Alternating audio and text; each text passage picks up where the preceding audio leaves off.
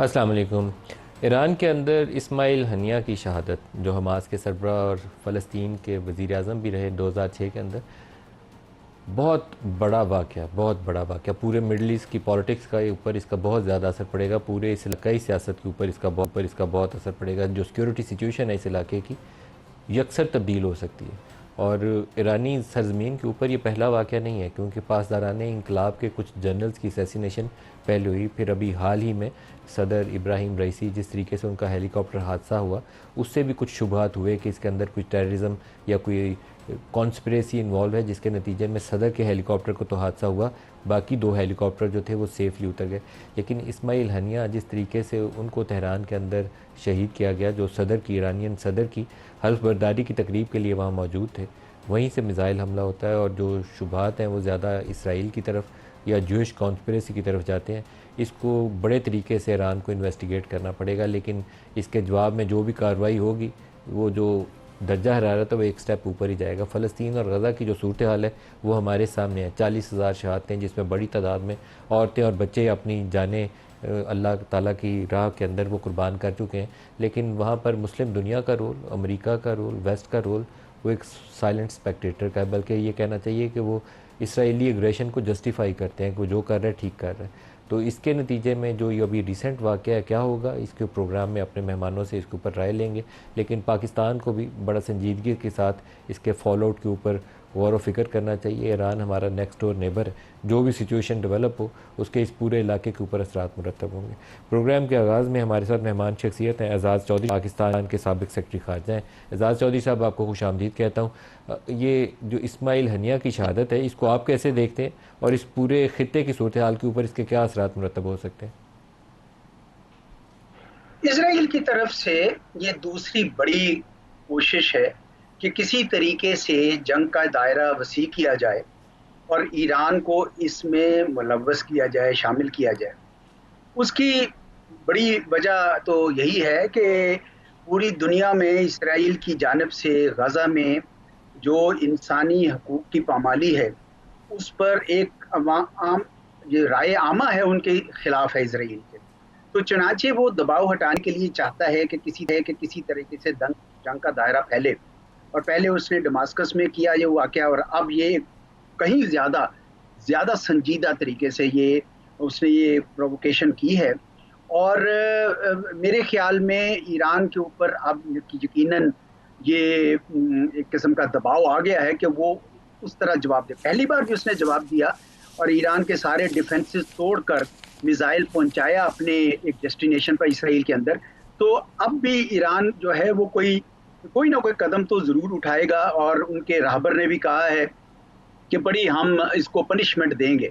लेकिन मैं ये समझता हूं कि जहां इसराइल की पूरी कोशिश है कि ये दायरा फैले जंग का, और उसमें हो सके तो अमेरिका भी शामिल हो, वहां ईरान बिल्कुल ये नहीं चाहता कि जंग का दायरा फैले। और मेरे ख्याल में अरब ममालिक भी नहीं चाहते, और मेरे ख्याल में अमेरिका भी नहीं चाहते, क्योंकि इसके नतीजे में जो तबाही आ सकती है उससे ना सिर्फ ये खिता बल्कि पूरी दुनिया जो है उसके लपेट में आ सकती है। इसलिए ईरान को जहां एक सजा देने के लिए इकदाम तो उठाना होगा, वहां पे मैं समझता हूं कि वो एक प्रेगमेटिक अप्रोच के साथ एक मेजर्ड किस्म का रिस्पांस देंगे, जिस तरह उन्होंने पिछली बार दिया। हम्म, लेकिन सर, अगर आप रिसेंट पास देखें, जनरल कासिम सुलेमानी, फिर दिसंबर वाला 2003, जिसका अभी आपने हवाला भी दिया, 2023 वाला सैयद रज़ा मूसवी शाम वाला वाक़या, फिर पासदारान इंकलाब के कर्नल हसन सयाद खुदाई वाला वाक़या, ये बेशुमार वाक़यात हैं ऊपर नीचे। और ईरान इसको रोकने में कामयाब नहीं हो पा रहा, और ईरानी सरजमीन भी इस्तेमाल हो गई, इराक़ की जगह भी इस्तेमाल हो गई, शाम में भी हो गया। तो इसका मतलब है कि इसराइल का जहाँ दिल चाहता है वो फ्री विल के मुताबिक असैसिनेट किसी को कर सकता है। ये कोई नई साइंस है दुनिया में, या इसको मदद हासिल है CIA की भी और बाकी ममालिक की भी, और ईरानियन क्योंकि तवील अरसे से सैंक्शन में शायद वो कमज़ोर पड़ चुके हैं? देखिए, आपने खुद उसका जवाब दे दिया कि इसराइल की ये हटदर्मी जो है उसके पीछे अमेरिका की और बहुत सारे यूरोपीय ममालिक की बिल्कुल, यानी जैसे कहते हैं ना, मुकम्मल सपोर्ट है। और उस वजह से उसके हौसले बढ़े हुए हैं, और उसका ये ख्याल है कि जंगी मैदान में शायद मामला उसके हक में जाए, क्योंकि तमाम अरब उनके साथ दोस्ती करने के लिए तैयार थे। और इस 7 अक्टूबर के वाक़े ने रोका था। जहाँ तक ईरान का ताल्लुक है, ईरान को बिल्कुल इस बात का अंदाज़ा है कि इश्तियाल अंगेज़ी बहुत ज़्यादा की जा रही है और आपने वो सारे बताए भी हैं। लेकिन आप ये देखें कि ईरान कमज़ोर नहीं पड़ा है। ईरान का दायरा जो असर व नफूज़ का है, वो इराक में, सीरिया में, लेबनान में, हत्ता कि यमन में भी बढ़ गया है। और तमाम अरब्स जो हैं वो भी तकरीबन ईरान से अब नॉर्मलाइज़ करना चाह रहे हैं, ख़ुसूसन सऊदी अरब ने नॉर्मलाइज़ किया। और पैलेस्टीनियंस के दरमियान, फैक्शंस के दरमियान जो चीन ने दोस्ती करवाई है, उससे साफ नजर आ रहा है कि अमेरिका का असर बल्कि मिडल ईस्ट में कम हो रहा है बहुत तेजी से। और इसराइल को भी इस बात का अंदाजा हो रहा है, वो चाह रहा है किसी तरीके से कि ये जो ईरान का बढ़ता हुआ असर और नफूज है, इसको रोकने के लिए वो कोई जंग का दायरा कार फैलाए ताकि ईरान को मजीद किसी किस्म के उलझाव में ला सकें।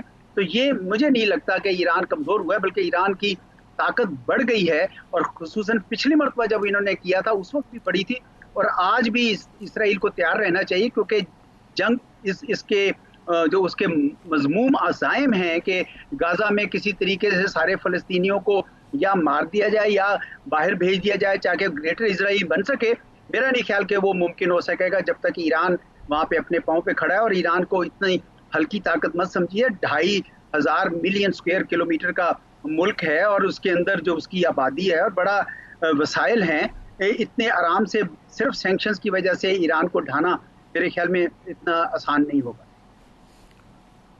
एक लास्ट क्वेश्चन पूछ लूँ, अगर एस्केलेशन होती है इस वाक़े के नतीजे में और ये रीजन पूरा सेटल होता है, पाकिस्तान को इसके लिए क्या पेशबंदी करनी चाहिए? देखिए, ये मेरा अपना ज़ाती ख्याल ये है कि बहुत बड़ी एस्केलेशन नहीं होगी, थोड़ी एस्केलेशन तो यकीनन होगी, जंग नहीं होगी।